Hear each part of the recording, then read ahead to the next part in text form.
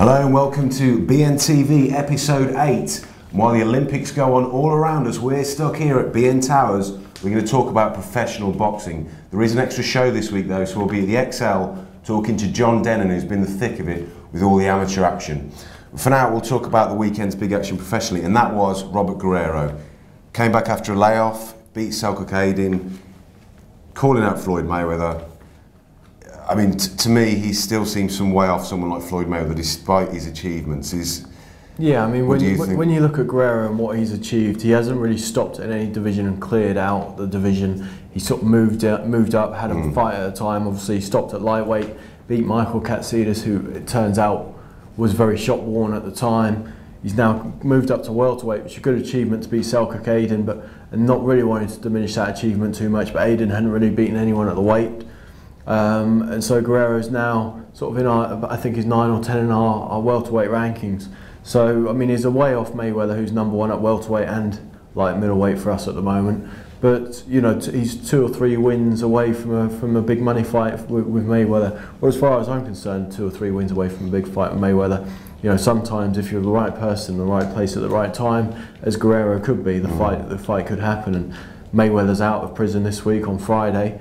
So, you know, he'll be looking for an opponent possibly for November, and Guerrero could well fit the bill. Could do. I mean, you can check out our rankings at boxingnewsonline.net/rankings.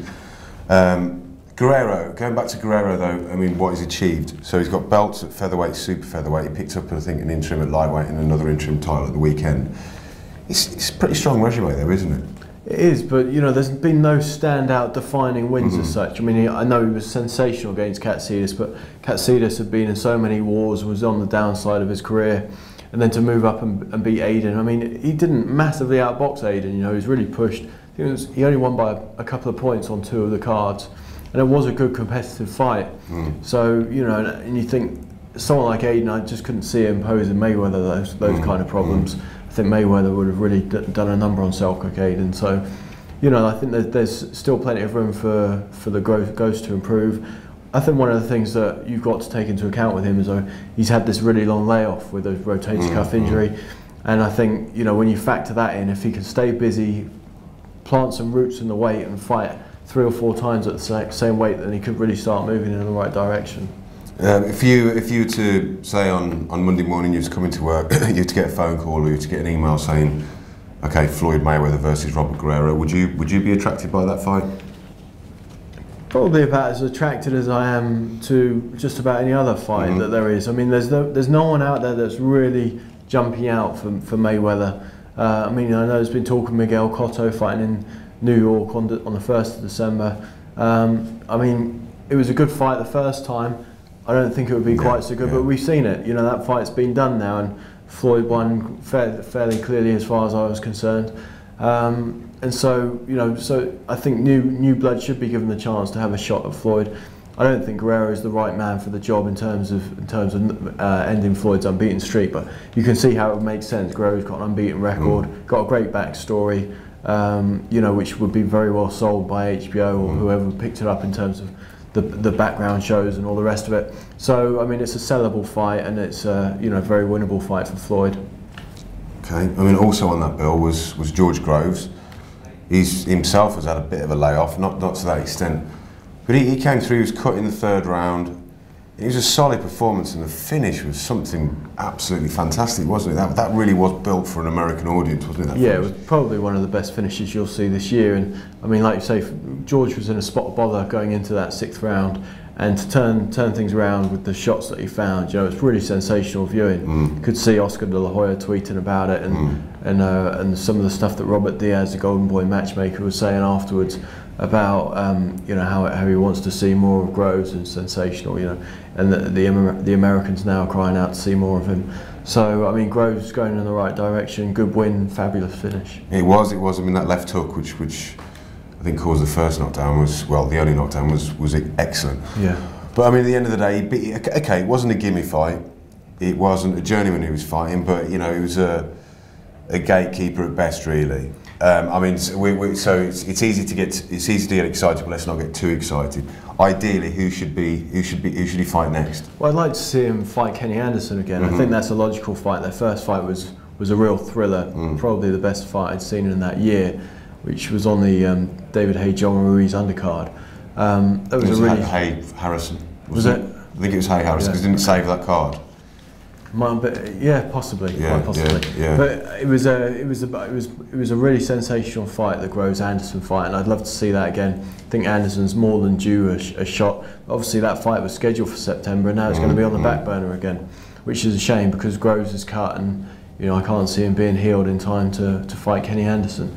So it'll be interesting to see what happens to George's British title and whether Kenny Anderson's going to get a chance to fight for the vacant title. But I think if George if George beat Kenny Anderson again, then you'd look to have a couple of fights at European level, and then maybe take on one of the sort of lesser world champions, right. Like your Stieglitz, or if he's lost by then to fight Arthur Abraham. But it wouldn't be that surprising if Groves was to kind of be put into a world title fight sooner rather than later. Do you think, say, if that was to come about, do you think he's ready for that at this stage? Well, it depends on the champions. I mean, at super middleweight, there's so many top champions. I don't think he's ready for the likes of Froch, Kessler, Andre Ward, and I don't think he would be for the next 18 months to 2 years. But I don't think there's any rush with George. He's a young guy, work in progress. The trip to America was all about building experience, which is what it's done. It's added to his experiences. And I think there are lesser champions like the Stieglitz and Abraham. Whoever wins that, I think George could possibly pick those guys off. Yeah. Okay. Also, in the world of boxing, is the money team. Floyd Mayweather, 50 Cent. Is this a dream team? Is 50 Cent the saviour of boxing? I don't know that boxing necessarily needs a saviour right now, but they could bring something extremely different to the table.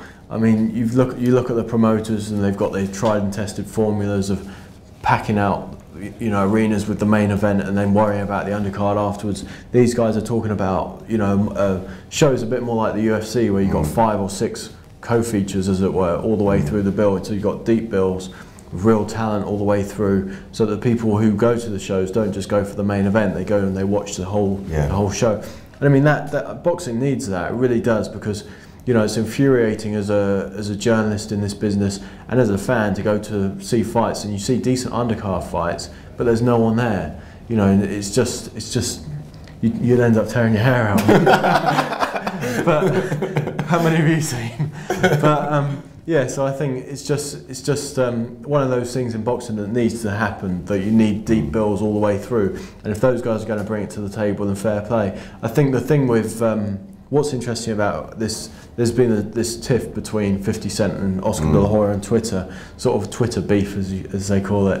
And I think what's interesting is 50 Cent's now come onto the scene with all these promises about what he's going to offer and what he's going to do and all the rest of it. And he sounds just like Oscar did sort of 10 or 15 years ago at the start of Golden Boy. Sorry, about 10 years ago at the start of Golden Boy.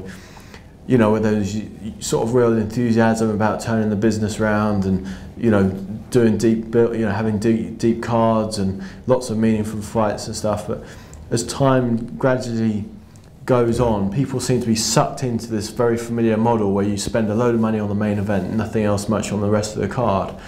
So, it would be a massive change that boxing needs to try and instill this, but, you need a very clear and independent vision to make it happen, or else you'll just be sucked in like all the rest of the promoters.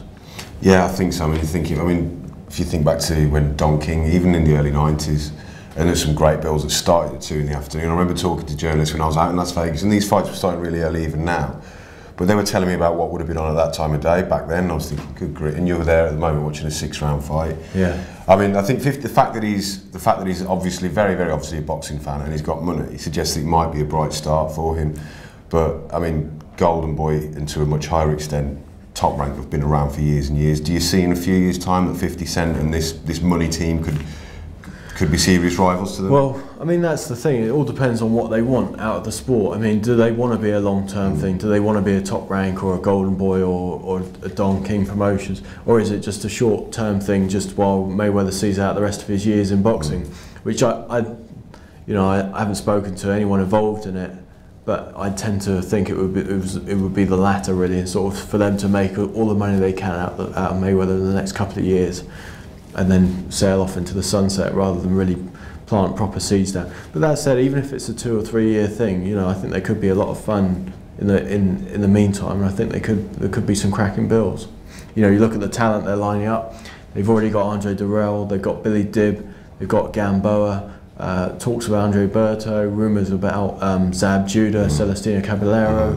So, you know, you're looking at star-studded bills really, certainly if you're going to look to put all those guys on one show, which seems to be the way that they're heading.